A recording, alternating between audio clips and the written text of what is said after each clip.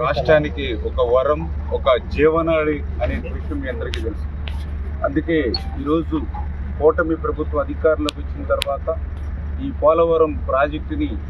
మరి చంద్రబాబు నాయుడు గారు ముఖ్యమంత్రిగా ఇప్పటికే 3 సార్లు స్వయంగా ఇక్కడ మరి విజిట్ చేసి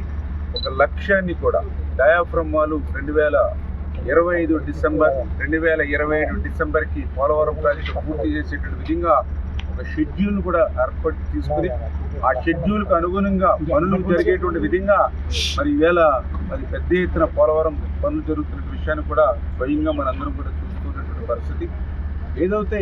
ఆ షెడ్యూల్కి అనుగుణంగా ఈవేళ డయాఫ్రమ్ వాల్ ఏదైతే ఉందో మరి ఇప్పటికే దగ్గర 360 మీటర్లు మరి ఈవేళ డయాఫ్రమ్ వాల్ నిర్మాణం ఈ యొక్క కొద్ది కాలంలోనే మనం నిర్మాణం చేసుకోవడం, అదేవిధంగా ఏదైతే గ్యాప్ 1 ఏదైతే ఉందో మరి ఆ పనులు కూడా ఈరోజు ఈసీఆర్ఎఫ్ డ్యామ్ పనులు ప్రారంభించుకుని గ్యాప్ 1కి సంబంధించి ఈసీఆర్ఎఫ్ డ్యాము 2026 మార్చి కల్లా పూర్తి చేసేటువంటి లక్ష్యంగా